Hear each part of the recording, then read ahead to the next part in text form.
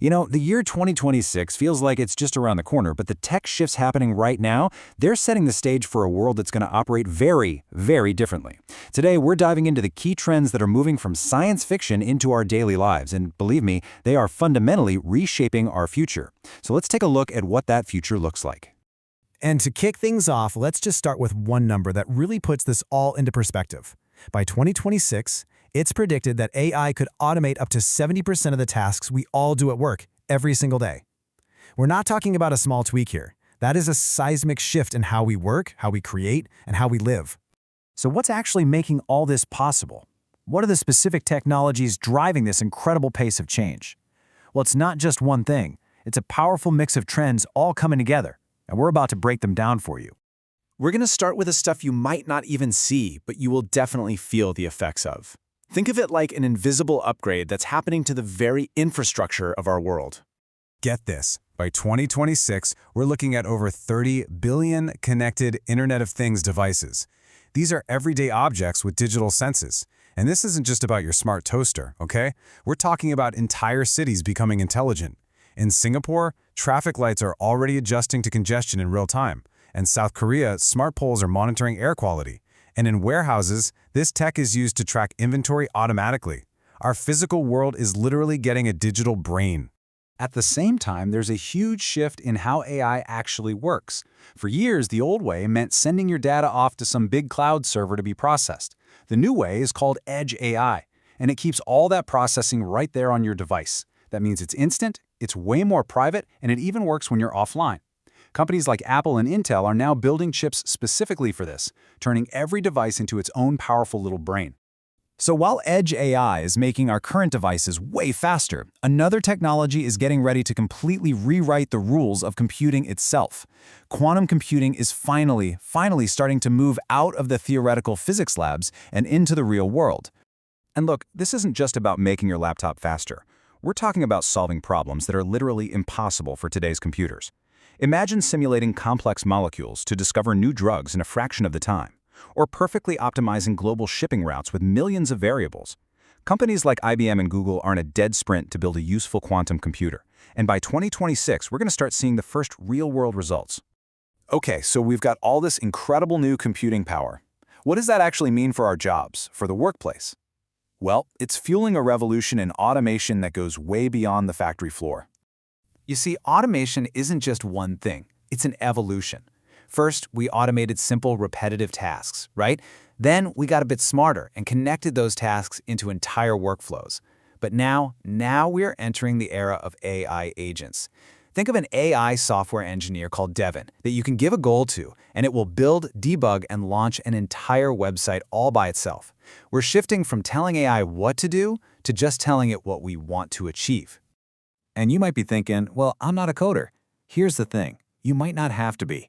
By 2026, a staggering 75% of new apps are expected to be built on low-code or no-code platforms.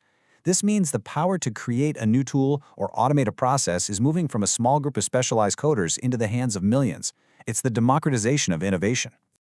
And of course, this automation isn't just happening on our screens. It's taking physical form. Robots are no longer just stuck in factories. They're scanning shelves in Walmart, delivering food on college campuses, and, like the Digit robot, they're starting to work right alongside humans in Amazon warehouses. They are here, and they're getting smarter every single week. So why is all of this happening so fast? It really boils down to one simple thing: cost. It's all about accessibility. When a humanoid robot that can perform complex tasks costs less than a small car, the barrier to entry just plummets. And that's the key to taking robotics from a niche thing to a widespread tool for the workforce. And it's not just physical tasks that are being automated. In the digital world, generative AI isn't that cool new toy anymore. It's becoming a fundamental layer in almost every creative and professional process. By 2026, whether it's an article you read, an image you see, or music you hear, chances are AI was involved in making it. It's just becoming the new default. Okay, so we've talked about the big picture, world-changing stuff, but let's bring it back home. How is all of this going to show up in your personal life? This next part is all about how these massive trends will appear in your home, on your body, and in your day-to-day. First off, AI is breaking out of its app-sized box. It's being built directly into the operating system of your computer and your phone. Microsoft's Copilot in Windows can summarize a document for you right from your desktop. Apple's on-device neural engines mean your whole system will be able to anticipate what you need. The big takeaway here is that AI is shifting from being a tool you have to open to being a partner that's just always on. And how we interact with all this tech is changing too. Right now, our lives are dictated by looking down at this little screen in our hands. By 2026, the goal is AR glasses that give us a heads-up display for life. Imagine seeing navigation arrows appear in your view as you walk, or getting info about a landmark just by looking at it. The line between the digital and physical worlds is just dissolving.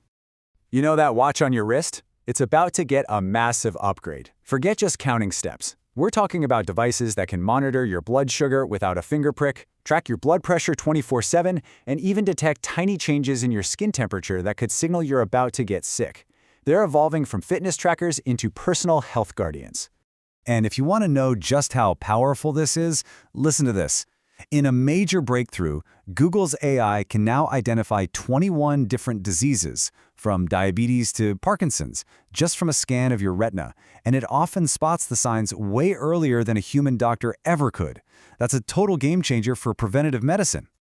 Okay, back at home for a second. You know that smart speaker you talked to? Well, it's about to get up and walk around. Devices like Amazon's Astro are the first step.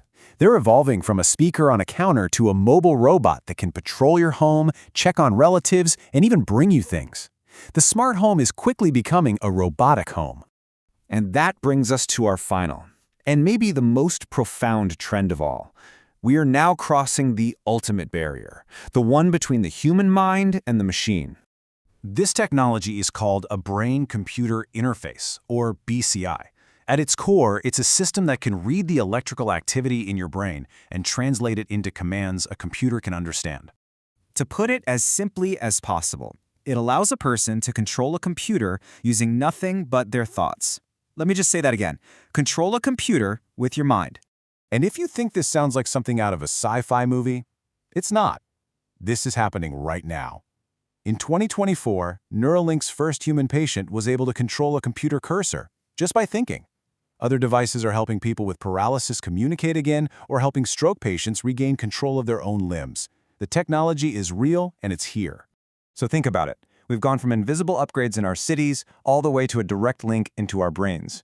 These trends aren't separate things. They're all converging and building on each other. And all of it leads us to one final, critical question to think about when our technology is no longer just a tool we hold, but something that connects directly to our biology and even our thoughts. What does it truly mean to be human?